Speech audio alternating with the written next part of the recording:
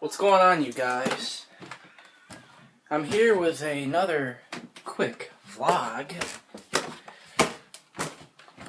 Oh man, just got home from school actually. Oh my god, sorry. So anyway, this is something kind of special. So when you have like a special someone in your life that you like to spend time with, or have spent a lot of time with, over the course of, even if it's a year. Well, I should say longer than that, actually. And, and then, especially if it's, like, an animal or something. Like, I wasn't talking about a family member, because... So my dog isn't doing too well, and, he might... One of these days, he might kick the bucket soon. He's gonna be kicking the bucket real soon. And... for quite some time now, he's had some problems with his chest this year. And his lungs are shutting down.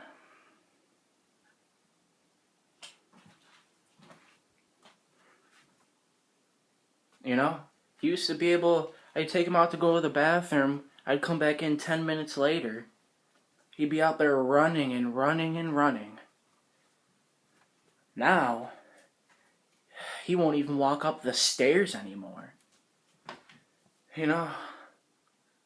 And when you have a certain someone in your life or something that you love and care for, don't take it for granted. Just think to yourself for a second. If he or she were to die, what happened to you? What would you do? We used to have 2 dogs. I've got to say, it's about, we're coming to the end of September right now. It's been, I got to say, 10 months, 9, I don't know, I can't remember. You guys do the math, I suck at it. My first dog, German Shepherd, I gotta say, he died of natural causes. He was old. He was about 11 years old. But he went straight from, I gotta say, fine, like, he wasn't healthy. He was so skinny. He was so skinny. He was so underweight. And I think that's why he died. He had I don't know what it was. He had like some huge tumor on him. Growing, that thing was growing while his body was shrinking. But,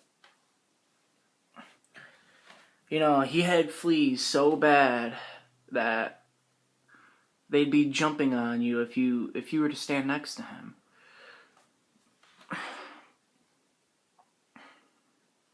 My pit bull, when he died, he left my pit bull with all the fleas, and we had to take care of it. So that was January this year. It took us all the way up until just about now to take care of him. I mean, the fleas went away for like a month at a time. Like, it was like a month. But then, like, after that, they came back so bad. It was so bad. We took care of him pretty slowly, The area I live in, there's fleas and ticks anywhere you go outside, And so, my dog's breathing, Jake, my pit bull, he's the one I'm talking about, his breathing got pretty bad because he gained weight.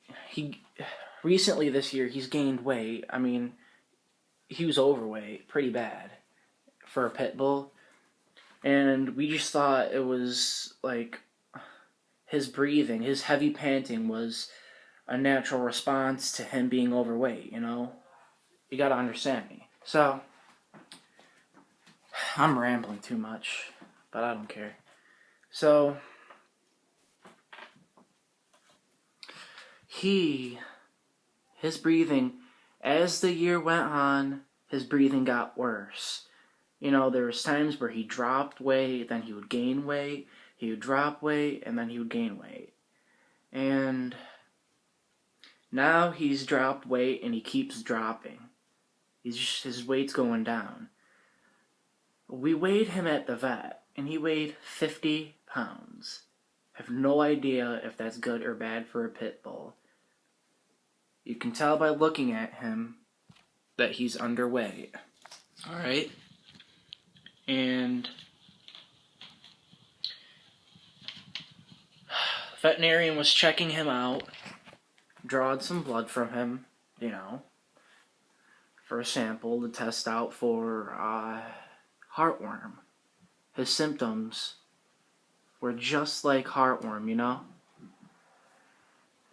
What was it? Intolerance to exercise, behavioral changes, and the heavy breathing? I don't know.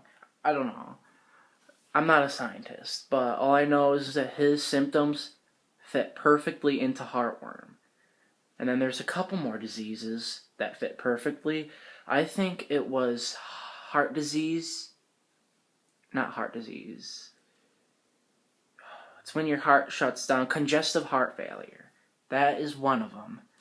That is one of the diseases he could have had. And now, it's all down to a bacterial infection or a fungal infection inside of his lungs. It's all down to that. Oh, and there's one more thing.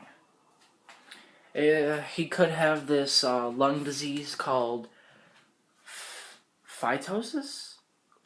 Fibrosis? Phytosis? I don't know if I'm saying it right. Probably not. I don't really care. But let me explain. It's this disease where I gotta say, scars inside of his lungs. His lung tissue is so damaged that, somebody knocking on the door, right there, knocking on the door, that could kill him. That could kill him. The veterinarian took his blood, the sample, looks at it, is like, your dog's not getting enough oxygen. There's something wrong with his lungs. That's why he's breathing hard. That's what explained it. He doesn't have enough blood oxygen. So, not much happened. We kept rambling on, and he says, I'm going to have to give him an x-ray. He gave him an x-ray. When it came back, about 20 minutes later, we looked at it. He says, you see all that cloudiness up where his lungs are in the bottom left? You see that clear area? That clear area is one part of his lungs that is not damaged. So, we tell him, then the rest of his lungs are damaged. He says, yes, basically whatever he has is going to spread to that area, and without treatment, his lungs are going to shut down, and he's going to die from lack of oxygen.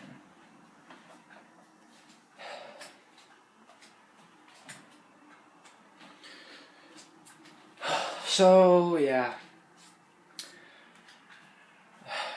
Sorry if it's long. But, yeah. There was a little more that happened. He gave my dog antibiotic pills, and if those don't work, we're going to be putting him on antifungal pills. It could be a fungus. I don't know. None of us know.